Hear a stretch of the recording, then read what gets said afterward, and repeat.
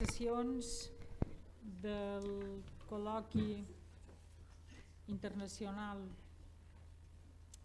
l'art contemporani a la Catedral de Mallorca, i per això és un plaer presentar a la doctora Gambús.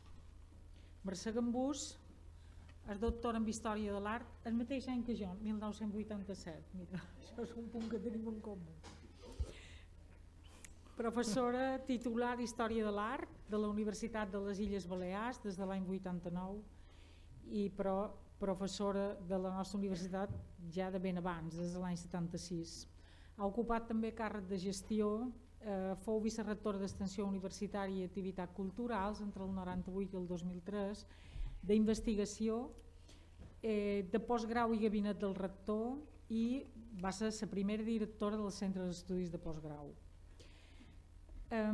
Mercè Gambús té molt de mèrits i moltes publicacions, però bé, venim aquí per escoltar-la ella, però jo sí que m'agradaria recalcar una sèrie de fites importants dins la seva trajectòria acadèmica i de projecció social que té.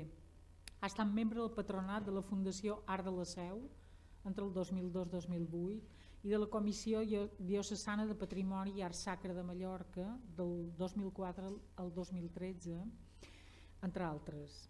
Des de l'any 2009 és assessora tècnica en matèria de patrimoni artístic de la Catedral de Mallorca. Com a investigadora ha desenvolupat fonamentalment dues línies de treball implementades en els àmbits de l'art de l'època moderna i de la conservació i restauració del patrimoni artístic religiós. En el primer cas s'ha centrat en l'estudi de l'art dels segles XVI i XVII a partir de la tesi doctoral, el manierismo en el arte mallorquín, i en el segon cas l'activitat de recerca ha anat molt associada, i això crec que és molt remarcable, al grup de conservació del patrimoni artístic religiós del qual ella és investigadora principal. I ja té molt de membres, vaig entrar fa 2 dies en el web i té molt d'investigadors que pertanyen a aquest grup. Des de l'any 97 ha desenvolupat 15 projectes de recerca i contractes relacionats amb la conservació i restauració del patrimoni religiós de les Illes Balears, centrat sobretot en la gestió dels protocols d'intervenció entorn a l'acció documental i l'ús de les tecnologies digitals. Entre les obres restaurades que han estat objecte d'intervenció científica en el marc de projectes de recerca es poden destacar diversos retaules de Palma i de la part forana de Mallorca o la recuperació d'obres d'imatgeria popular. Va dirigir el projecte de conservació del conjunt de pintures murals, esplèndid, del claustre franciscà de Sant Bonaventura de Llucmajor. Mallorca, 2006-2007, i va intervenir com a experta en la comissió tècnica del procés de la reforma de la capella del Santíssim de la Catedral de Mallorca, realitzada pel pintor Miquel Barceló. Ha estat la coordinadora de l'equip encarregat del pla de conservació d'aquesta capella, així com del projecte de restauració i divulgació científica de l'obra de Gaudí a la Catedral de Mallorca, que s'ha executat entre els anys 2008 i 2015. Per tant, amb tots vostès, la doctora Mercè Gambús.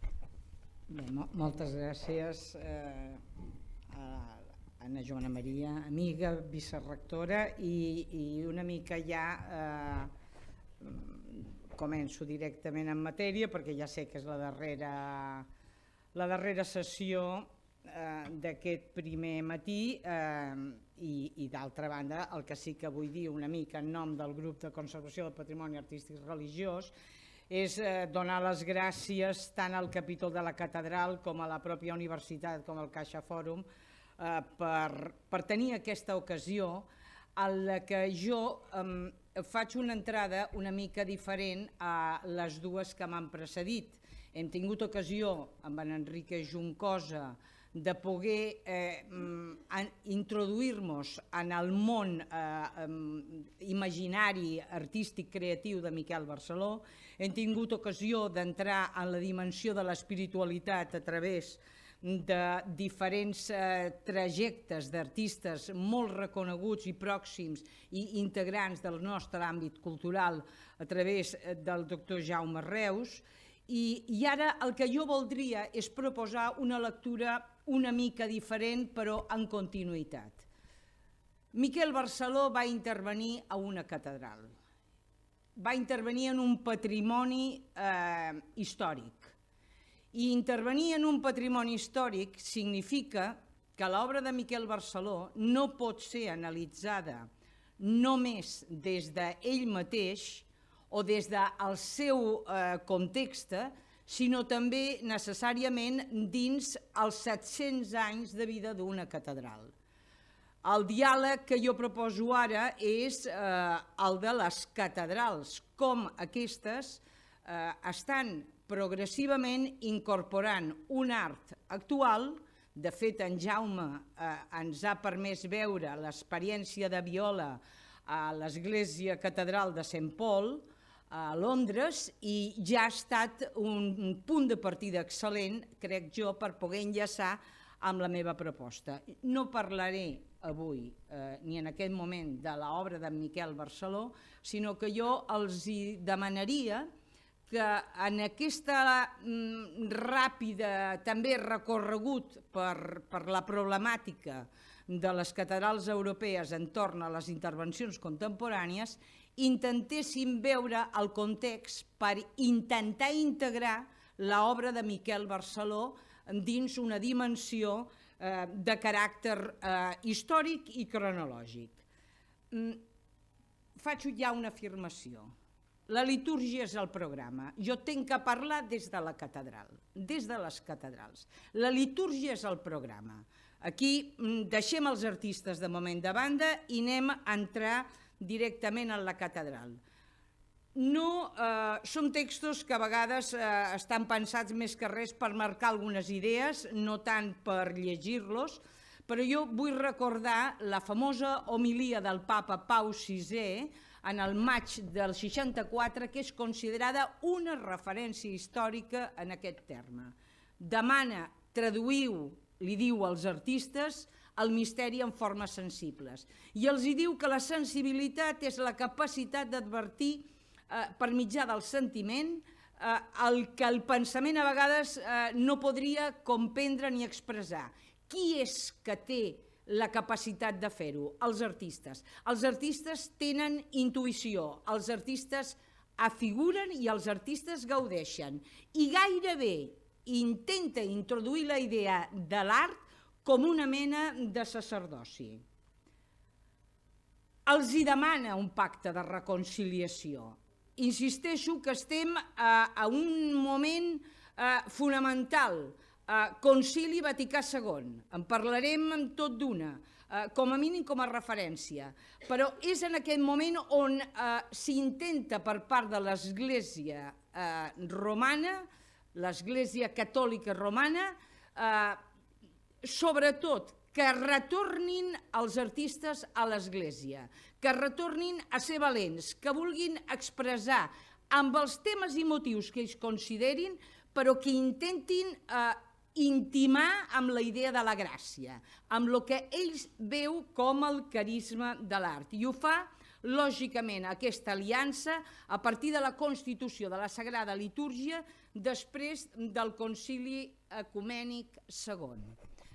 Són idees bàsiques, moltes idees bàsiques, però que ens han de servir en aquesta ponència per tenir l'estructura, el moble, en el qual anar introduint tots els caixonets, tots aquests calaixos de coneixement que hem de saber integrar. Jo vaig directament al Missal romà. Hi ha una tercera edició del 2016, però anirem a la que se promulga el 3 d'abril del 69. I aquí, en els principis generals, diu molt clarament que l'Església s'ha d'esforçar per conservar les obres d'art, els tresors elaborats en signes preteris, és a dir, el patrimoni històric. I diu, i quan sigui necessari, atenció, diu, adaptar-los a les noves necessitats. Se tracta també de promoure les noves formes d'art adaptades a cada temps. Me seria molt fàcil, extraordinàriament fàcil, fer aquí una exposició de com l'art al llarg dels segles ha anat sedimentant, ha anat acumulant, ha anat integrant-se en aquests grans monuments que són realment expressió de cultura d'un poble, expressió d'una fe, però una expressió realment d'identitat. Però en qualsevol cas, el cert és que ja des del 69 i arrel del Vaticà II s'insisteix que ha d'haver-hi un art nou que ha de dialogar amb l'Església i s'ha d'integrar. Però jo no m'oblidaré en tota la meva exposició que el que m'interessa remarcar és que jo vull entendre com una catedral, un patrimoni històric, pot incorporar un art, s'ha de desfer de l'anterior, l'ha de resituar el nou. Realment hi ha un art que està expressant aquest sentit religiós d'una manera que un creient li pugui afavorir la fe o pugui afavorir les expressions celebratives del culte.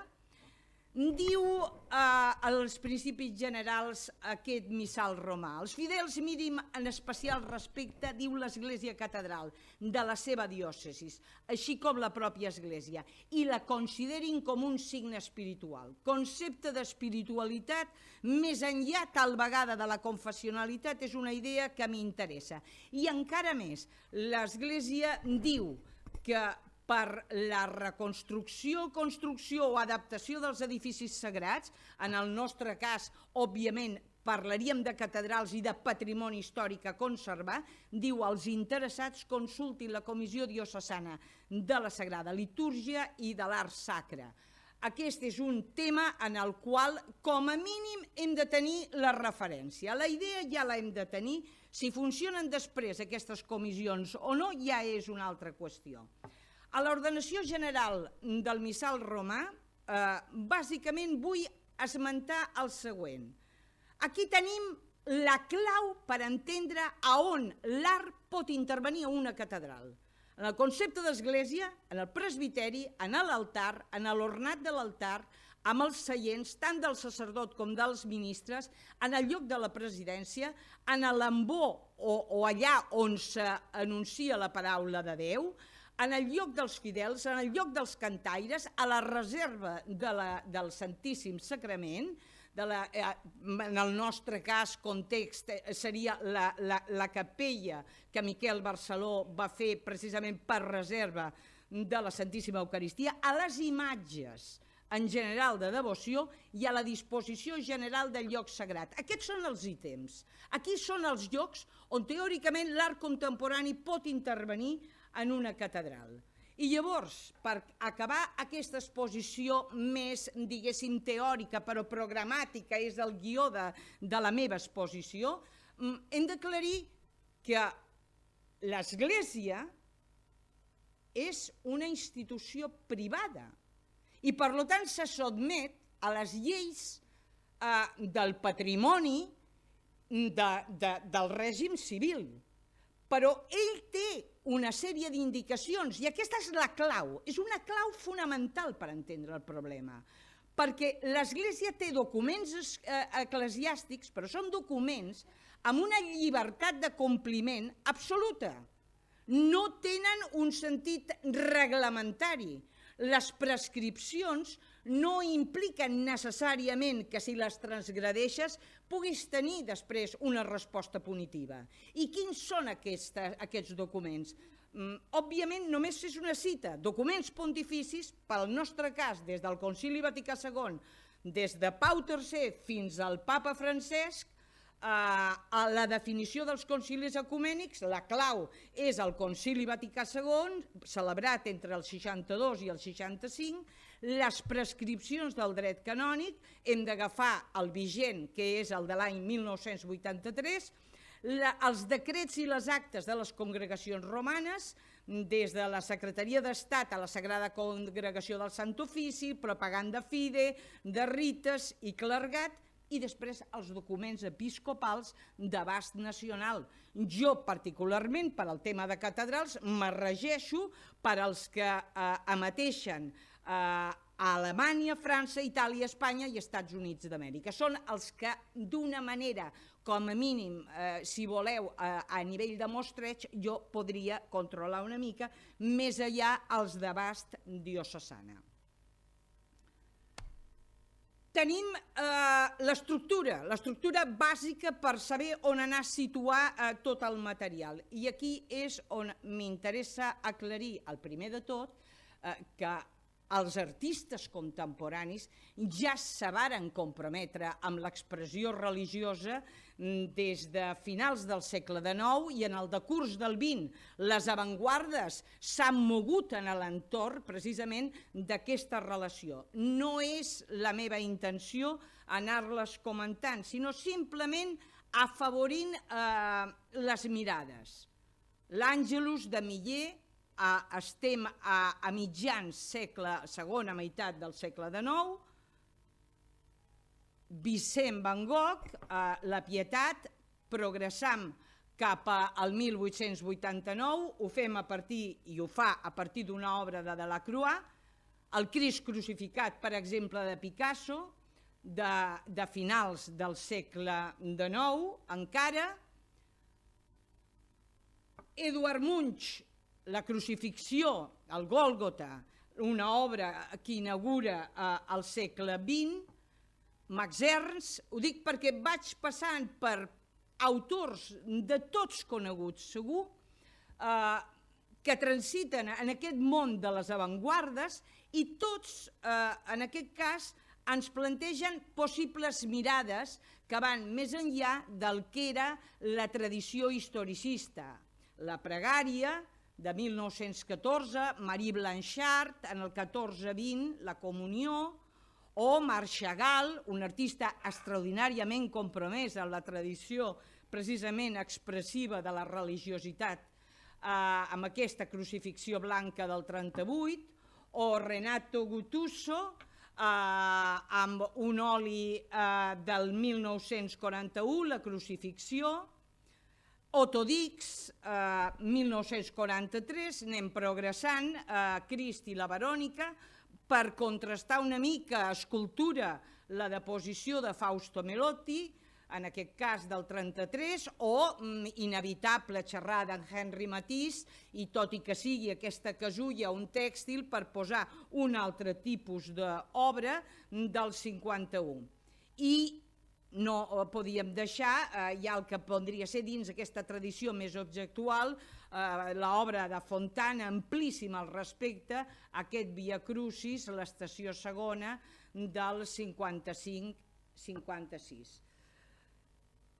Els antecedents, però no hem d'oblidar tampoc que les esglésies, que els edificis religiosos, arrel de la Segona Guerra Mundial sobretot, han tingut uns fenòmens de desacralització importants que van, jo diria que intensificant-se amb el pas del temps, i se produeixen també la incorporació i la traducció de nous usos.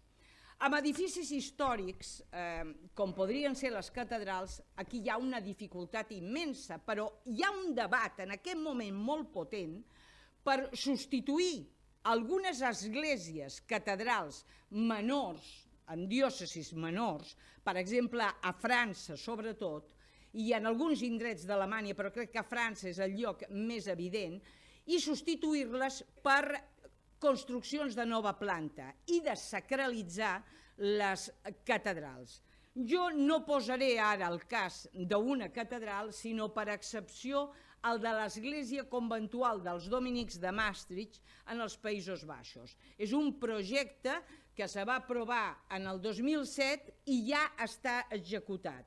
El resultat d'aquesta església és una biblioteca.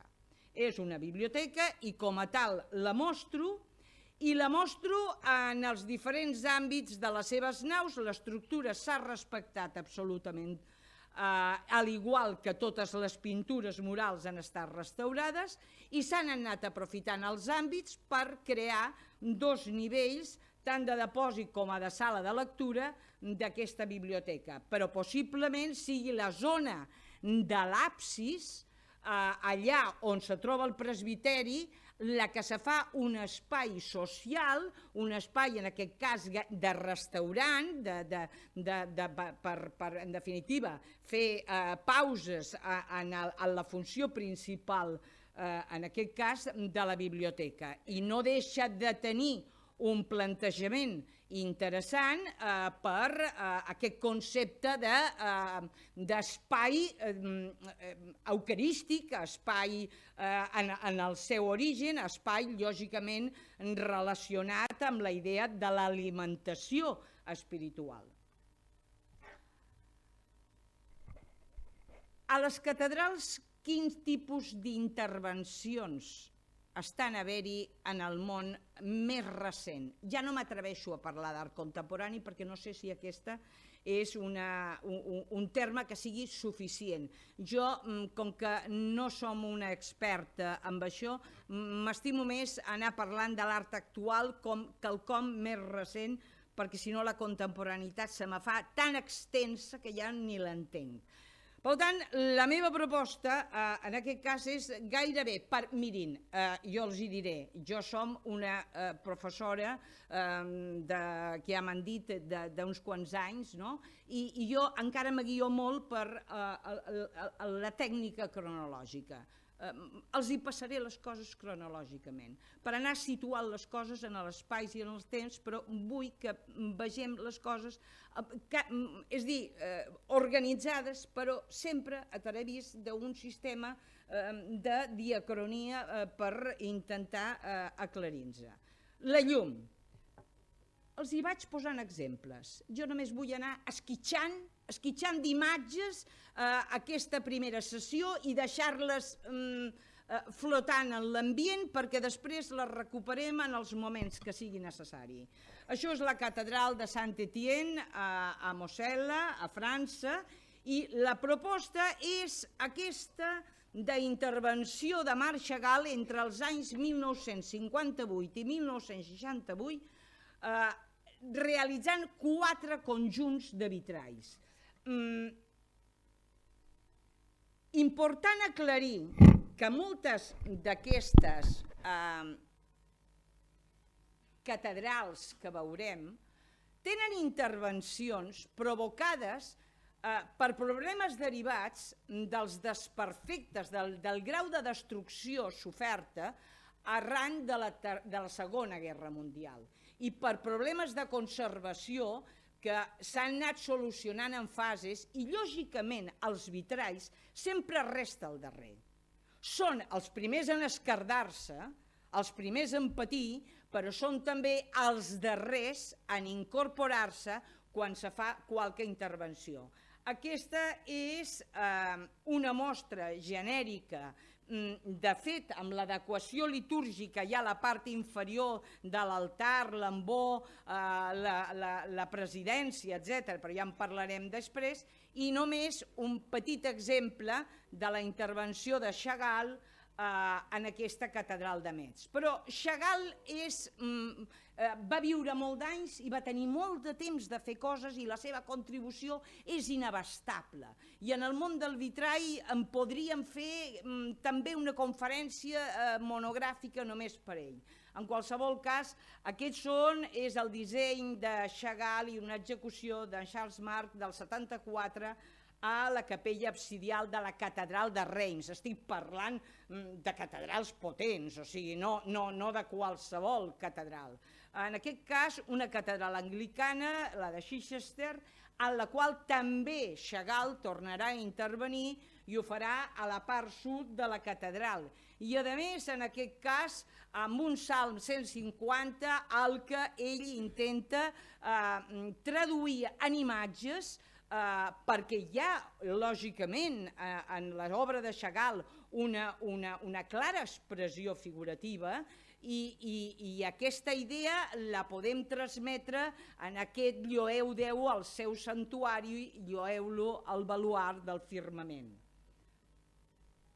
La catedral de Sant Quirze i Santa Julieta, a Nevers, França, és una altra catedral molt complexa, són catedrals constructivament, monumentalment, amb moltes superposicions, són catedrals que jo, òbviament, ara no els hi parlaré d'arquitectura, però aquesta és la típica catedral per veure el que és un procés de sedimentació, en la que el pla únic és un absurd, és una mena d'entelèquia impossible, i és aquest procés del pas del temps el que ens demostra com també a cada moment la petjada dels éssers humans s'ha expressat a través de l'art dins aquest tipus d'edificis. 130 vitralls s'instal·laran en una programació d'una enorme dificultat a partir de la dècada de 1970. És cert que no és possiblement l'objecte del meu tema, però sí que els hi voldria fer una petita consideració. A França, el patrimoni religiós està gestionat per l'Estat. I això és molt important aclarir-lo. Mentre que tot el règim d'usos de les esglésies recau, en el cas de les catedrals, en els capítols de les mateixes, el capítol de canonges. I això significa que en aquests casos normalment són per concurs com se gestiona aquestes adjudicacions, però sempre que hi hagi una implicació molt clara per part dels canonges quant als requeriments litúrgics que demanen. En aquest cas és una poètica de la llum extraordinària. És una obra pensada en clau abstracta de la llum més que amb un plantejament figuratiu. I de fet és una catedral, com a vegades ens pot passar a la de Mallorca, per uns altres motius, en què és la llum la que dinamitza les formes i, en definitiva, la que crea el llenguatge amb l'entorn, amb el fidel, i denota aquesta espiritualitat com a ambient i, en definitiva, com a autèntic signe de la transcendència. Aquesta és alguna altra imatge i, de fet, podem veure que és una obra que viu de manera permanent, en tant en quant canvia la intensitat de la llum, el dia té 24 hores i tenim un cicle natural anual en el que els canvis també de la llum tenen molta cosa a dir. La catedral de Colònia. La catedral de Colònia la veiem aquesta imatge realment lamentable, terrible, d'un context de destrucció després dels bombardejos de la Segona Guerra Mundial, una catedral d'unes dimensions absolutament úniques, una catedral a vora el Rin, una catedral, en definitiva, amb unes problemàtiques tan agosarades que quan la vegem avui en dia és una catedral que en visitar-la està sempre en permanent procés de neteja, de reformes. És una catedral en què la destrucció de la Segona Guerra Mundial encara avui en dia ha de continuar amb un pla de manteniment ben evident. Aquesta és... Estem ara, fixin-se, en el 2007 i estem continuant parlant de llum. Aquesta és la típica, o millor dit, és l'obra. És l'obra. És a dir, una altra conferència per en Gerhard Richter i aquest vitrall de la catedral de Colònia, perquè aquí va haver-hi un llarguíssim procés, un interessantíssim procés. I jo vull aclarir una cosa que ja la vaig dient perquè també floti en l'ambient. La implicació dels responsables de la catedral, dels canonges, en el tema litúrgic. Richter no és un catòlic. Richter no és confessionalment una persona que tingui un compromís amb l'Església. És, en aquest cas, una aposta clara per la idea de la llum com a expressió de l'espiritualitat. I els resultats són aquests 11.500 quadrats de vidre aproximats amb 72 colors i tonalitats que estan disposats aleatòriament a través d'un software directament informàtic, en un finestral molt visible, amb una presència a la catedral importantíssima, amb de 9 metres d'altura i a la part sud de la catedral. Amb tot i això, vull aclarir que és una catedral de tals dimensions que abastar-la d'una sola mirada és impossible i, en definitiva, això crea i té la potència suficient per formalitzar un espai, per gairebé crear tectònicament un espai. Són alguns d'aquests detalls, d'aquest pixelat de l'obra de Richter, que ha creat escola, que ha creat tradició, que ha creat tendència, no ho hem d'oblidar, que ha creat un panorama de colors extraordinari, vull dir, perquè és realment un activador d'un espai. Richter és autor per ell mateix i ho diu només a través de la llum.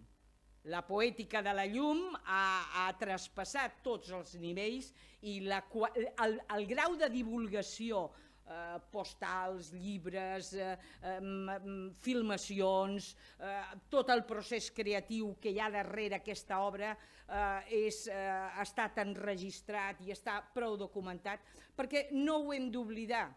Els artistes d'església són artistes en què els processos creatius se segueixen d'una manera molt clara. Miquel Barceló va ser una expressió molt evident de com el procés formava part de l'obra. I al respecte, el cas de Richter també és ben interessant anotar-lo. En Jaume Reus n'ha parlat d'en Scali, però jo no el volia deixar de banda, i no el volia deixar de banda perquè jo vull mostrar aquesta diapositiva. I la vull mostrar perquè és una obra que també va patir una restauració i en acabar la restauració formava part del pla de catedrals, ho dic, del pla director de catedrals, i en aquest context se varen fer, amb la implicació lògica del Ministeri de Cultura i de l'Institut de Patrimoni espanyol, el que se va fer és directament supervisar, a part de finançar els treballs de restauració. I en un moment donat restava aquesta façana en la part interior, a la cara nord, i se veia la necessitat d'obrir un nou vitrall. Un vitrall que restava, tal com ho veiem, tapiat arrel, diguéssim, del procés de restauració. Aquesta és la discussió de sempre. Se pot obrir un finestral? Se pot obrir un finestral? L'arqueologisme què diu? Parlo dels criteris de conservació del patrimoni, però també és cert